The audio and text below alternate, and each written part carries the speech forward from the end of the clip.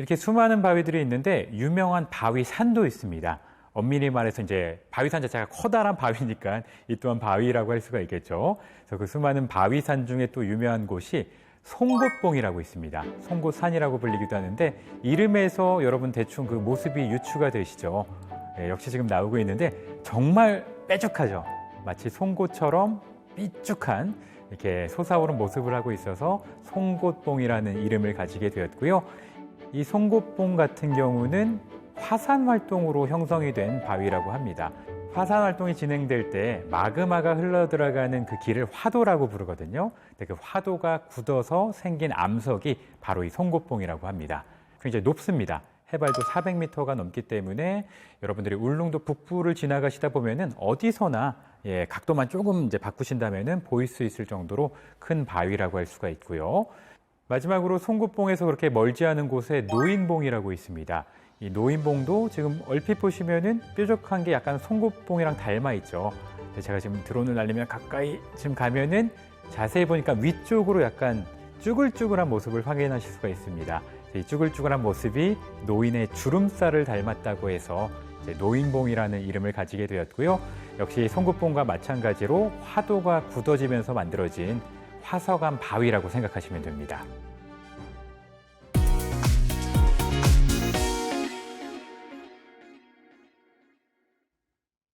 이어서 이름도 이쁜 나리분지로 한번 가보겠습니다. 나리분지는 울릉도 유일의 분지 지역이라고 보시면 됩니다. 이 울릉도를 여러분들이 가보시면 아시겠지만 섬이라기보다 그냥 바다 위에 솟은 산처럼 보여요. 그러니까 모든 지형이 다 산악 지형이고 굉장히 울퉁불퉁한 그런 지역이라고 할 수가 있는데 그 안쪽으로 조금 안쪽으로 들어가시다 보면은 유일하게 좀 평평한 평야지대가 펼쳐지는 거죠. 그래서 저도 울릉도를 정말 오랫동안 이렇게 계속 많은 곳들을 운전을 했었는데 어떤 들판이라든지 논이라든지 좀 이렇게 농업 활동할 수 있는 곳을 본 적이 없거든요. 다들 이렇게 봉우리고 되게 척박한 그런 산악지대다 보니까요.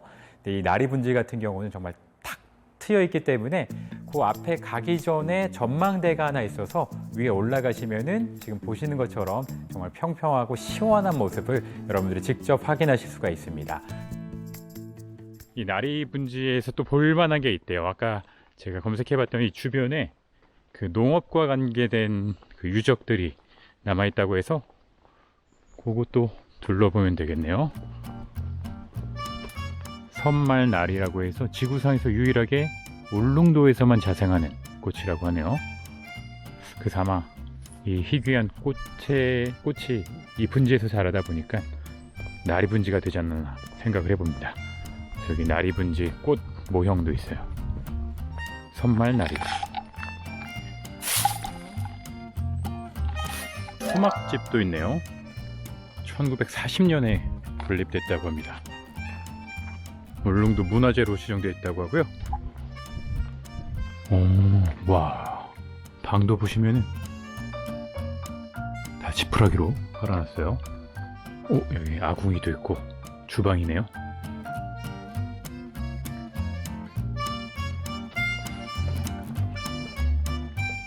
이건 아마 뒷간이었을 것 같은데 화장실? 그렇네요. 지금 뭐 분뇨는 없습니다 당연히. 예, 여기 딱 두 다리 걸치고 일을 받겠죠.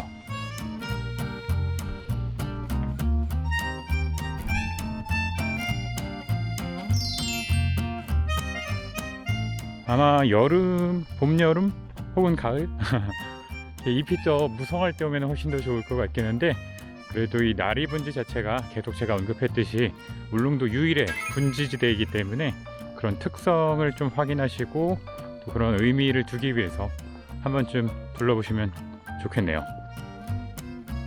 나리분지는 요쯤까지 담아야겠네요. 더 가면은 제 차에서 또 멀어져서. 이 나리분지 같은 경우는 뭐 울릉도 다른 데에서 볼 수 없는 뭐 어마어마하게 훌륭한 풍경을 가진 곳이라고 할 수는 없지만 그래도 문화적으로도 가치가 높고 또 울릉도 어디에서도 볼 수 없는 평야, 분지 지역이기 때문에 역시 수많은 여행자들이 발걸음을 하고 있는 곳입니다. 이번에는 폭포를 한번 만나보실까요? 울릉도에도 유명한 폭포 하나가 저동 근처에 숨겨져 있는데 바로 복래폭포입니다. 3단으로 이어진 폭포고요. 이 복례폭포는 여러분들이 차로 가시기는 힘들고요. 물론 길이 뚫려 있긴 한데 도보로만 이동을 하실 수가 있기 때문에 조금 품을 들이셔야 되긴 하지만 끝에 멋진 풍광이 보상처럼 기다리고 있어서 또 여러분들이 꼭 가보셔야 되는 이 울릉도의 핫플이라고 할 수가 있겠죠. 폭포 하나 보러 갈까요? 울릉도 저동원 근처에 있는 복례폭포를 보러 올라가는데요. 이게 3단 폭포인데 어떤 원시의 그런 또 아름다움이 있다고 합니다. 입구에서 조금 걸어 올라가야 되는데요. 지금 3시인데 오늘 날씨가 너무 흐려서 마치 밤 같아요. 저기 가로등까지 켜져 있고요. 그래도 폭포의 모습을 기대하면서 올라가 보겠습니다. 얼마나 온 줄 몰랐는데 여기 답을 주네요. 550m 정도 더 가야 돼요.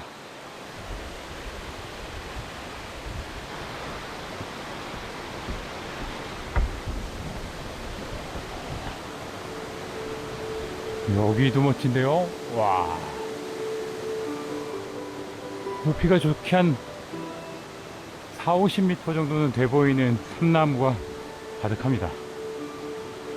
와,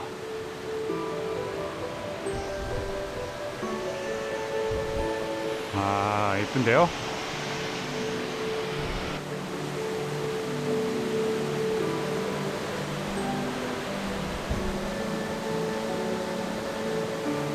네, 울릉도에서도 보기 힘든 폭포를 볼 수 있어서 역시 인상적이었습니다.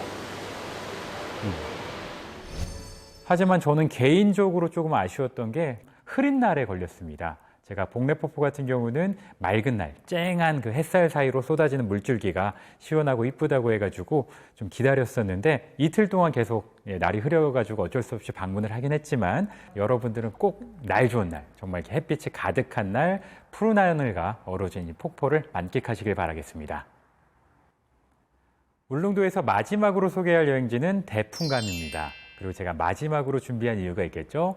제가 울릉도를 참 오랫동안 이곳저곳을 누비면서 그냥 객관적으로 그냥 풍경만으로 따졌을 때 가장 아름다운 곳이 바로 이 대풍감 바위산이었습니다. 우리가 가끔씩 그 북유럽 쪽의 다큐멘터리 보면은 해안가를 따라서 정말 멋진 바위 절벽들이 막 이어져 있는 그런 풍경들이 있잖아요. 약간 그런 분위기라고 보시면 돼요.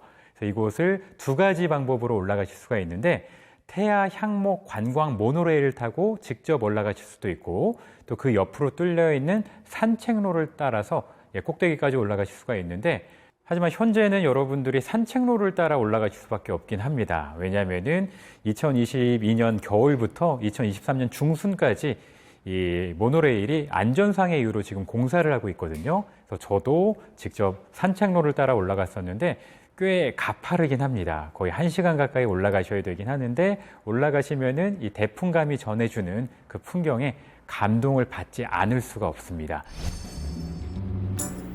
산길을 따라 계속 올라가면 돼요. 일단 역시 여행은 날씨가 8월이라 날씨가 맑으니까 어쨌든 올라가는 길이 참 이쁘게 느껴져요. 지금 보이시죠? 쫙!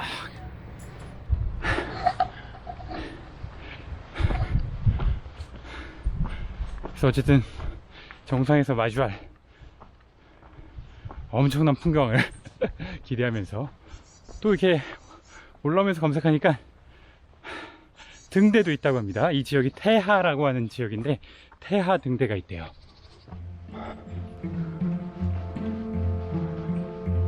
거의 1시간 가까이 올라가셔야 되긴 하는데 올라가시면은 이 대풍감이 전해주는 그 풍경에 감동을 받지 않을 수가 없습니다. 정말 너무너무 멋진 모습을 하고 있고 또 꼭대기까지 올라가시면은 전망대가 정말 환상적으로 쫙 펼쳐져 있거든요.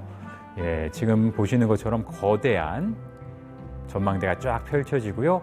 이 대풍감이 제가 객관적으로 아름다운 곳이라고 말씀을 드렸던 게 한때 대한민국 관광 100선에 꼽히기도 했고요. 또 국내 비경 10경에 꼽히기도 했습니다. 그러니까 이 대풍감 같은 경우는 그냥 울릉도하고 경상북도를 넘어서 대한민국으로 범위를 넓히더라도 가장 훌륭한 풍경이 펼쳐지는 곳이기 때문이죠. 그래서 여러분들이 지금 보시는 풍경 그대로고요. 그리고 결정적으로 그 앞으로 새하얀 아름다운 등대를 또 마주하실 수가 있는데요. 이 등대가 바로 울릉도의 길잡이 역할을 하는 태화등대입니다. 1958년에 건설이 되어서 지금까지도 현역으로 활동을 하면서 밤마다 이제 굵은 불빛을 뿜으면서 오징어잡이 배들과 또 어업인들에게 큰 도움을 주고 있는 등대이고요. 또 이 등대 바로 앞으로 지금 보시는 것처럼 오징어 조형물이 있습니다. 굉장히 커다란 이런 오징어 조형물이 있기 때문에 그래서 우리가 보통 이렇게 등대를 마주하게 되면은 뭐 바닷가에 항구에 워낙 많은 등대가 있기 때문에 어디에 있는 등대인지 유추할 수가 없잖아요. 근데 이 태화등대 같은 경우는 바로 앞에 울릉도를 대표하는 오징어 조형물이 있기 때문에 누가 봐도 울릉도에 있는 등대구나 딱 느끼실 수가 있습니다. 그래서 이렇게 멋진 태화등대와 함께 울릉도 여행을 이제 마무리하도록 하겠습니다. 대풍감까지 전망대에서 잘 봤고요. 이 울릉도는 어딜 가든지 웬만해서 평균 이상은 하는 것 같아요. 이게 뭐야? 이 정도로 실망하는 곳은 없는 것 같습니다. 그만큼 아름다운 섬인 거죠. 이렇게 또 한 군데 멋지게 들렀다 갑니다.